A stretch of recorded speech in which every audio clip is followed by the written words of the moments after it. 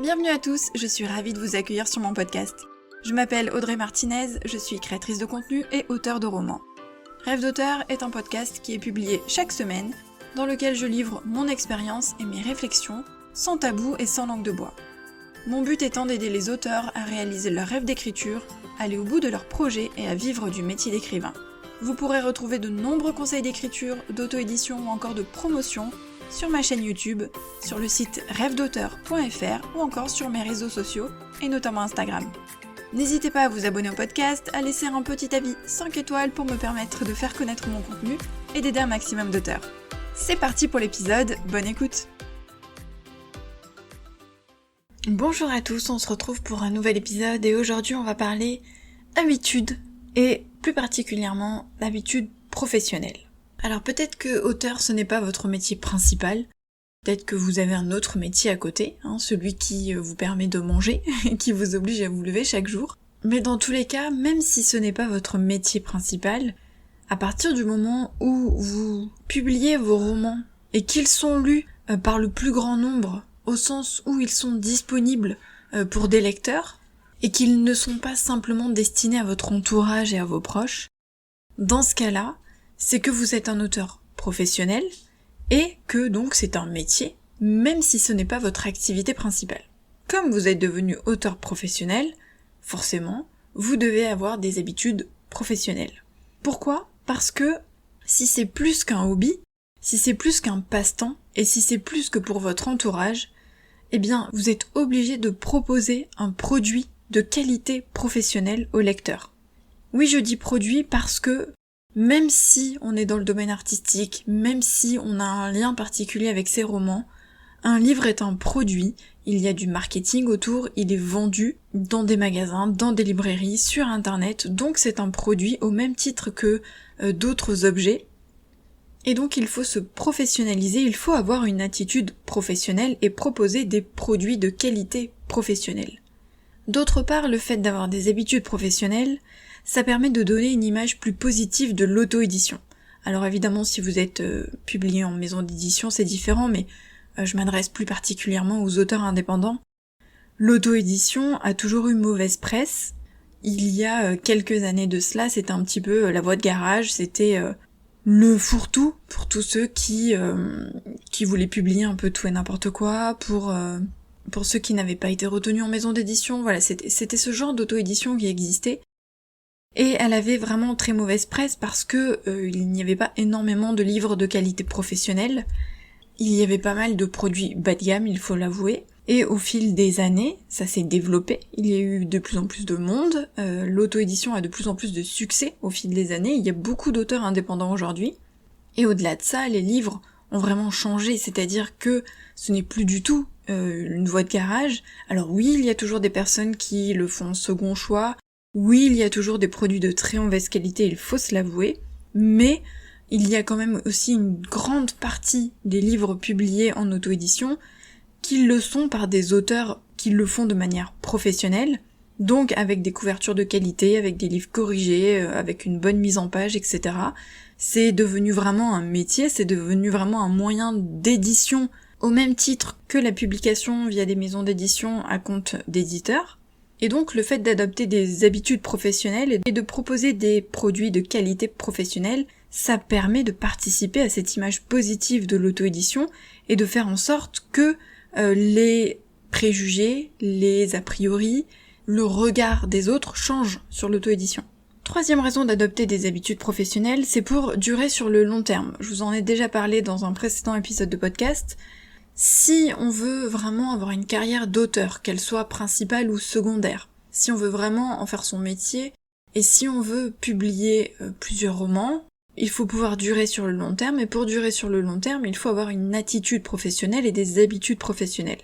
Apprendre à gérer son temps, apprendre à gagner du temps, apprendre à être plus productif et efficace, apprendre les bonnes techniques, améliorer son écriture, améliorer son style, trouver le temps d'écrire et de publier des romans, et ainsi de suite. Donc, avoir de bonnes habitudes, ça permet de durer. Alors, quelles sont les habitudes professionnelles que vous pouvez adopter ? On pourrait en citer plein. J'ai décidé d'en choisir certaines, on va dire les principales. Parce que, vous le savez, si vous me suivez, personnellement, je suis pas trop pour la pression et les obligations pour tout ce qui concerne l'écriture. Malgré tout, les habitudes professionnelles, c'est pas la même chose. Je ne suis pas du tout en train de vous parler d'habitudes d'écriture au sens routine d'écriture que vous devez absolument adopter. C'est pas du tout le cas parce que pour moi c'est chacun fait comme il le sent et je suis pas de ceux qui ont une routine donc je vais pas dire aux autres d'en avoir une absolument. Par contre les habitudes professionnelles c'est autre chose, c'est au sens beaucoup plus large, je ne parle pas que d'écriture, je parle de la profession d'auteur, du métier d'auteur. La première bonne habitude professionnelle c'est d'écrire régulièrement et de publier régulièrement. Quand je dis écrire régulièrement, ça veut pas forcément dire écrire tous les jours absolument. Si vous pouvez le faire, tant mieux. Je vais pas nier que écrire tous les jours c'est bien si vous en avez la possibilité. Maintenant, moi je n'écris pas tous les jours toute l'année par exemple. J'ai des phases d'écriture et il y a des moments où je n'écris pas parce que je prépare un roman, ou je suis en phase de relecture, ou de correction, ou alors je me consacre au contenu par exemple de rêve d'auteur et du coup je suis pas du tout en train d'écrire. Je ne suis pas de ceux qui écrivent tous les jours toute l'année. Par contre, j'écris tous les jours si je suis en phase d'écriture. Ça veut dire que si je suis en train de travailler sur vraiment un roman, que j'ai commencé mon manuscrit, je vais aller au bout, donc je vais écrire en général tous les jours. Il peut m'arriver de sauter une journée, comme tout le monde, souvent c'est le dimanche, parce que parfois on a besoin de souffler, c'est normal, ou on fait autre chose, on n'a pas envie, on regarde un petit film, on n'a pas spécialement envie d'écrire. Mais sinon, quand je suis en phase d'écriture, j'écris tous les jours ou presque. En revanche, je n'écris pas tous les jours toute l'année. Il y a des périodes, pendant quelques semaines ou quelques mois, où je n'écris pas parce que je fais autre chose. Mais, il faut écrire régulièrement. Donc écrire régulièrement, ça veut dire je vais pas écrire par exemple pendant 3 mois et ensuite ne plus écrire pendant 1 an. Écrire régulièrement, c'est écrire tous les jours si on le peut, ou écrire plusieurs fois par semaine, ou en tout cas avoir, si on n'a pas un créneau d'écriture, avoir des habitudes d'écriture qui font que on ne va pas passer 6 mois, 1 an ou 2 ans par exemple sans écrire, ou en écrivant vraiment de manière très fluctuante, c'est-à-dire pendant une semaine j'écris à fond, puis pendant 2 semaines je touche plus rien, et puis pendant 3 jours je réécris, puis pendant 1 mois je touche plus. Voilà, c'est très irrégulier, et ça permet pas d'avancer, et ça ne permet pas d'avoir de bonnes habitudes. Donc écrire régulièrement, et publier régulièrement, d'autant plus si on est en auto-édition. Je vous avais déjà parlé du nombre de romans qu'il faudrait publier chaque année. Je vous rassure, si vous n'avez pas écouté l'épisode, je vous conseille d'aller l'écouter, mais je vous donnais pas une indication fixe du genre, il faut absolument publier 3 romans par an, sinon c'est mort, pas du tout, vous me connaissez, je suis pas dans ceux qui imposent des règles absolument. Je vous parlais plutôt de mon expérience et de ce qui était convenable, même si c'est pas le bon mot, mais c'est-à-dire ce qui permet en fait de se créer une communauté et de dégager suffisamment de redevances pour vivre de l'écriture. Quand je dis publier régulièrement, ça veut dire que si vous publiez un roman, et puis pendant 3 ans plus rien, puis vous publiez un autre roman, et puis pendant 2 ans, et puis un autre roman, c'est pas assez régulier encore une fois, c'est comme pour l'écriture. Il faut être beaucoup plus régulier, alors, sauf si vous le faites vraiment de manière secondaire, que c'est pas votre métier principal, et que vous ne vous destinez pas à devenir auteur à temps plein. C'est-à-dire que si c'est en parallèle d'un métier que vous voulez garder, ou que vous devez garder, ou qui vous plaît, etc., alors finalement publiez quand vous le voulez. Parce que là, vous faites comme vous le souhaitez, je veux dire, il n'y a pas d'obligation. En revanche, moi, je parle un peu plus des auteurs qui veulent en faire leur métier principal, soit qui le font déjà, soit qui l'envisagent, on va dire sur le court ou le moyen terme. Il faut publier régulièrement parce que ça permet de développer sa communauté, de garder ses lecteurs, on va dire, attentifs, parce que les nouvelles publications boostent les anciennes, et que c'est comme pour les réseaux sociaux, il faut être régulier pour qu'on nous perde pas de vue, parce qu'il y a tellement de romans qui sont publiés chaque jour, que si on publie une fois tous les 3 ans, on peut pas se faire repérer. Donc le minimum c'est vraiment 1 fois par an, et je pense qu'en auto-édition, c'est minimum 2 fois par an. C'est-à-dire qu'1 fois par an c'est bien, mais vraiment si c'est secondaire, parce que si on veut vraiment faire son métier, alors sauf si chaque roman cartonne du feu de Dieu, mais dans le cas contraire, 1 fois par an c'est encore un petit peu léger. C'est mieux que rien, mais c'est un peu léger. Autre habitude professionnelle, c'est de vraiment mettre le paquet sur la couverture et la correction de son roman, voire la mise en page. Habitude professionnelle dit professionnalisation et donc produit de qualité professionnelle. Votre livre ne doit pas avoir un aspect amateur en fait. Ça doit pas être le livre que vous avez sorti comme ça, travailler sur un coin de bureau un dimanche parce que vous vous ennuyez et qu'il y avait rien d'autre à faire. Non, c'est un produit que les gens vont acheter. Les lecteurs payent un livre. Il est normal que ce soit quelque chose de qualité professionnelle. Ce qui ne veut pas dire qu'il n'y aura pas de coquilles, que le livre sera parfait, etc. On est bien d'accord. Mais il faut quand même faire son maximum pour que ce soit un produit fini et abouti. C'est-à-dire une couverture professionnelle, lisible, pas floue, bien proportionnée, etc. Au-delà de ça, on peut même aller dans le branding ou autre, dans les codes du genre. Mais en tout cas, un aspect professionnel, une couverture qui donne envie et qui ravit le lecteur. Et pour l'intérieur du livre, une mise en page nickel, avec une bonne typographie et une bonne correction. Il n'y a rien de pire pour un lecteur que de se retrouver avec un livre, par exemple avec les mauvaises marges, avec des dialogues qui ne sont pas correctement alignés, avec de la narration intégrée dans les dialogues alors que ça ne devrait pas, avec les tirets qui ne sont pas les bons, avec des fautes de conjugaison, enfin voilà, ce genre de choses, ce n'est pas professionnel, les gens payent, donc c'est normal qu'il y ait un produit de qualité. Et il en va aussi de votre réputation, entre guillemets, mais en tout cas, c'est votre nom, quoi. C'est vous qui sortez les livres, c'est vous qui les publiez, c'est votre nom d'auteur, c'est votre marque, ce sont vos produits, c'est comme si vous aviez une entreprise, donc il est normal de proposer des produits de bonne qualité. Troisième conseil, c'est d'avoir des comptes professionnels sur les réseaux sociaux, avoir un site internet et une adresse mail professionnelle. Si on se professionnalise, on le fait à fond. C'est-à-dire avoir une adresse mail pro, avec son nom d'auteur, et pas une adresse perso avec des chiffres, des symboles, etc. ou un pseudo.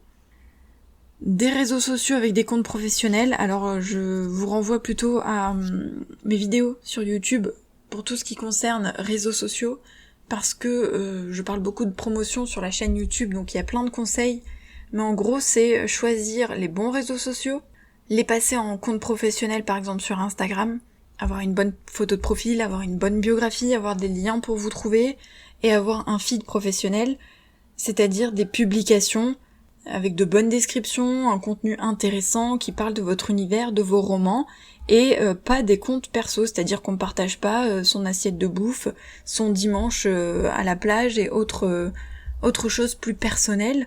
C'est un compte professionnel, un compte d'entreprise dans lequel on parle de son entreprise. Évidemment, vous pouvez partager de temps en temps, vous allez faire une rando, il y a de beaux paysages, vous voulez partager les photos avec vos abonnés, très bien. Vous avez envie de parler de choses un peu plus personnelles, très bien, mais il faut juste trouver l'équilibre et savoir doser. Donc ça, j'en parle dans mes vidéos YouTube, je vous invite à aller les regarder. Et avoir un site internet, c'est-à-dire un site internet d'auteur, ça c'est super important pour cette image d'auteur professionnel. Il faut avoir un site internet, c'est une nécessité. Vous n'êtes pas obligé d'avoir un blog, même si c'est un plus. Vous n'êtes pas obligé de faire quelque chose de super complexe. Aujourd'hui, vous pouvez avoir un site de qualité professionnelle plutôt simple et pour pas très cher, mais c'est vraiment important et là aussi je vous renvoie sur mes vidéos YouTube. Quatrième conseil pour être efficace et productif, alors c'est déjà d'aller écouter mon épisode de podcast récent sur la productivité, mais au-delà de ça, c'est d'être organisé, d'avoir des projets, d'avoir un planning, voire un emploi du temps, d'avoir des deadlines pour s'y tenir, savoir quand vous allez publier les romans, quels sont vos projets pour l'année à venir, combien de romans vous souhaitez publier, quand est-ce que vous allez écrire ou relire ou corriger, qui va s'occuper de vos couvertures, de vos corrections, est-ce que vous allez faire appel à des chroniqueurs, des blogueurs, est-ce que vous allez publier des articles, quels sont les thèmes que vous allez aborder sur vos comptes de réseaux sociaux, et ainsi de suite. Donc avoir une attitude professionnelle, être organisé, parce que quand on a un emploi, on a un planning, on a des horaires de travail, on a des obligations, on a une charte de boulot, un règlement, des tâches à accomplir, des deadlines pourquoi pas, un boss, et donc du coup on se comporte de manière professionnelle. Mais quand on est auteur, c'est la même chose. La seule différence c'est qu'on doit se gérer, on doit s'auto-gérer. C'est là que c'est plus compliqué. Mais il faut pas le prendre de manière trop laxiste, sauf encore une fois si c'est très secondaire ou que c'est un hobby, mais là je parle vraiment de quelqu'un qui veut en faire son métier, voire son métier principal. Dans ce cas-là, il faut se comporter comme un professionnel, comme quelqu'un qui va au boulot dans un bureau, qui a des dossiers, des obligations, des plannings, des tâches, et c'est la même chose pour le métier d'auteur. Il faut se comporter en professionnel et donc s'organiser correctement pour bien faire les choses, pour ne pas se noyer. Dernier conseil, et il rejoint un petit peu ce que je vous ai dit tout à l'heure, mais c'est plus global, donc je voulais quand même insister là-dessus, c'est par rapport à son image d'auteur. C'est-à-dire que vous devez vous comporter en professionnel. Mais d'une manière générale, vous devez vous comporter en auteur professionnel. Quand on est en auto-édition, on a tendance à pas se rabaisser, mais en quelque sorte oui, parce que on n'a pas la validation d'une maison d'édition, on n'a pas la reconnaissance d'une maison d'édition. Et du coup, on a souvent tendance à se sentir un petit peu en dessous des auteurs édités, et de moins se sentir légitime. Mais ça, il faut essayer de mettre de côté parce que l'auto-édition est un mode d'édition, même si ça peine un petit peu pour être reconnu, malgré tout, c'est de plus en plus reconnu, il y a de plus en plus de monde, et même administrativement, on le reconnaît davantage, donc il faut se comporter en auteur professionnel, comme si on était édité en maison d'édition, parce qu'on est édité, sauf qu'on s'auto-édite. C'est pour ça que j'aime bien dire auteur indépendant. Je trouve que c'est moins péjoratif que auteur auto-édité, parce que auto-édité, ça sonne encore comme du bas de gamme. Pour moi, auteur indépendant, c'est quelqu'un qui a pris un autre mode d'édition, tout simplement. Mais il faut se comporter comme un auteur professionnel, donc c'est à travers son site internet, ses réseaux sociaux, la qualité de ses livres, par rapport à son image, à ce qu'on partage aux yeux du public, entre guillemets, parce qu'on devient une personnalité publique, même si on n'est pas très connu, on est d'accord, mais on est quand même une personnalité publique, nos comptes sont publics, des gens lisent nos livres, des gens vont peut-être s'intéresser à notre biographie, des gens vont nous chercher sur les réseaux, en savoir un petit peu plus sur nous, donc c'est à nous aussi de gérer ce qu'on partage ou non, de trouver un équilibre entre pro et perso, mais il faut se comporter en professionnel tout le temps, dans ses échanges avec les lecteurs, dans ce qu'on partage sur les réseaux, sur son site internet, dans ce qu'on publie, dans les projets auxquels on participe, bref, c'est une attitude. Mais c'est aussi psychologique, c'est-à-dire se dire je suis auteur. Je suis auteur, je suis un auteur professionnel. Des gens achètent et payent pour lire mes romans. Donc je suis légitime puisque il y a des gens qui achètent mes produits. Donc il faut pas se dire mais en fait je ne suis pas légitime, j'ai juste écrit un livre, je l'ai publié comme ça sans passer par une maison d'édition. Non, vous êtes un auteur professionnel et il faut s'en convaincre pour pouvoir se comporter comme tel, pour avoir une certaine confiance, aussi développer une certaine confiance et avoir confiance en soi pour se lancer dans d'autres projets, pour voir peut-être plus grand aussi, par exemple des audiobooks, des traductions, ce genre de choses, des salons ou autres, des formations. C'est important en fait d'avoir cette attitude professionnelle et ça fait partie des habitudes qu'il faut prendre, de se comporter comme un professionnel, comme quelqu'un qui a une entreprise et quelqu'un qui gère son entreprise et qui aux yeux des autres n'est pas un amateur mais bien un pro. C'est super important, ça prend du temps, c'est très difficile. Moi-même après plusieurs années, j'en suis pas encore là, donc c'est pour vous dire que en fonction de la confiance que vous avez en vous, de votre personnalité, de votre parcours, de votre entourage, de ce que vous avez vécu, ça peut prendre plus ou moins de temps, mais c'est super important pour la suite. Voilà ce que je voulais vous dire pour les habitudes professionnelles. Vous voyez, c'est pas des trucs super oufissimes, c'est du simple, comme d'habitude, du simple, du concret, à mettre en place rapidement en tout cas. Mais je pense que ce sont des habitudes qui peuvent être, qui sont importantes et qui peuvent changer les choses pour vous, qui peuvent changer des choses dans votre carrière d'auteur. Voilà ce que je voulais vous dire pour les habitudes professionnelles et nous on se retrouve vendredi prochain pour un nouvel épisode. Bye!